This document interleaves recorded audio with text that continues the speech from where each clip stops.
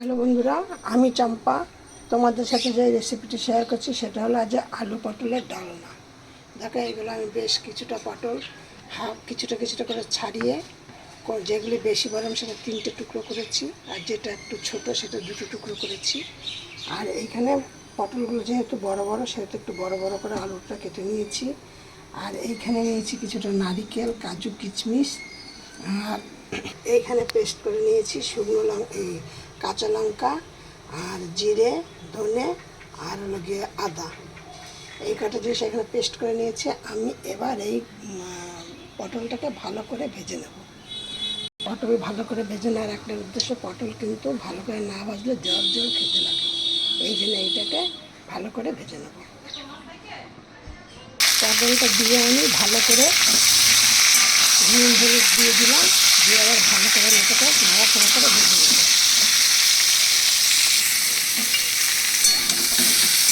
পটল দিয়ে একটু লাল লাল করে ভাজতে হবে। এবার দেবো, চাপা দিয়ে দেবো।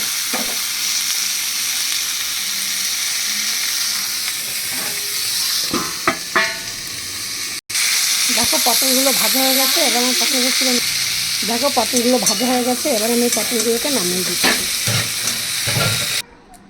দেখো, আমি এবার কিন্তু তেল দিয়ে দিচ্ছি। তেল দিয়ে আমি একবারই ফোড়ন দিয়ে বসিয়ে দেবো। আমি তোমাদের সাথে এর আগেও শেয়ার করেছি, আমি একটু অল্প তেলে রান্না করি। রেসিপিটা কিন্তু একদমই অল্প তেলে হবে। এবার এর মধ্যে দিয়ে দেবো ফোড়ন,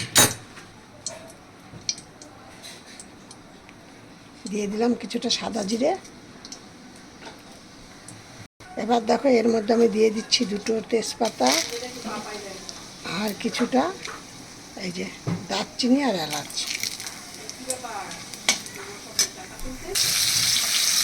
দেখো, আলু দিয়ে দিয়েছি, তো আমি নুন হলুদ দিয়ে দিলাম।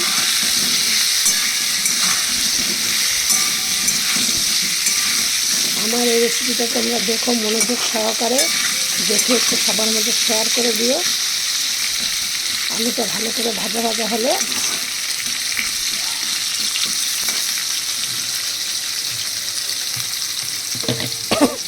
এইখানে নিয়েছি কিছুটা নারিকেল, কিছুটা বাদাম, কিছুটা কিশমিশ।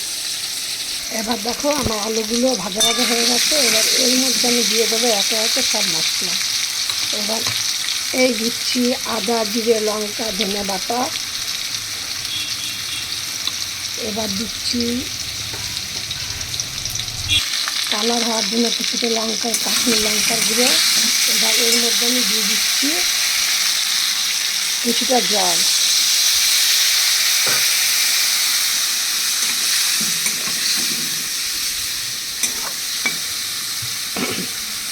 এবার পটল ভাজার মধ্যে হলুদ দেওয়া আছে, আলু ভাজাতে হলুদ দেওয়া আছে, সেজন্য হলুদটা দিলাম একটু কম করে। আর দিলাম কিছুটা নুন। তোমরা নুন ঝাল এটা তোমরা তোমাদের প্রয়োজন মতো দেবে, সবাই সমান খায় না, এবার সেইভাবে তোমরা দেবে।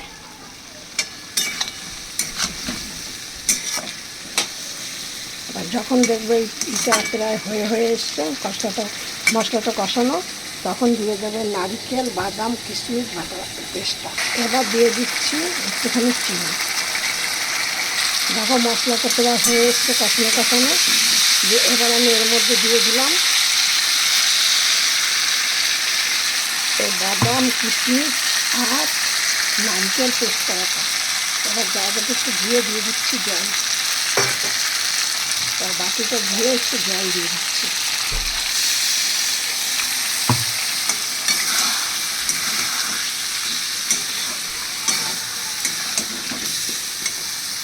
এবার দেখো, এর মধ্যে আমি দিয়ে দিচ্ছি এই পটল ভাজাগুলো।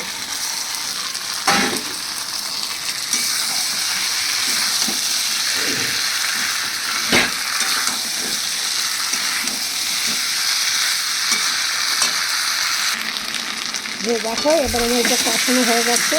এবার আমি এর মধ্যে জল দিয়ে দিচ্ছি। আমি চম্পা রেসিপি হাউস থেকে আমি রেসিপিটি তোমাদের সাথে শেয়ার করছি। আমার এই রেসিপিটি তোমরা প্রথম থেকে শেষ পর্যন্ত দেখবে, দেখে একটু শেয়ার করে দেবে।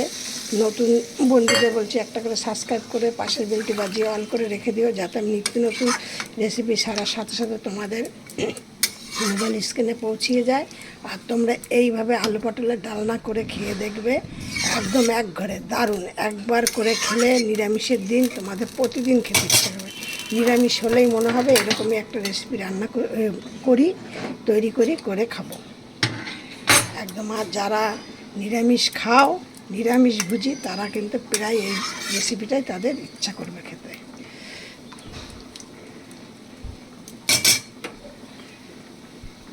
তোমরা দেখো আমার রেসিপিটা হয়ে গেছে। এবার এটা নামিয়ে দেবো, দিয়ে তোমরা গরম গরম ভাতে পরিবেশন করো। এটা কিন্তু রুটি দিয়ে অথবা রুটি, পরোটা, লুচি সব কিছু দিয়ে ভালো লাগবে খেতে, গরম ভাতের সাথে একদম সুন্দর। এই ছিল আমার রেসিপি। তোমরা রেসিপিটি দেখে সবার মধ্যে একটু শেয়ার করে দিও।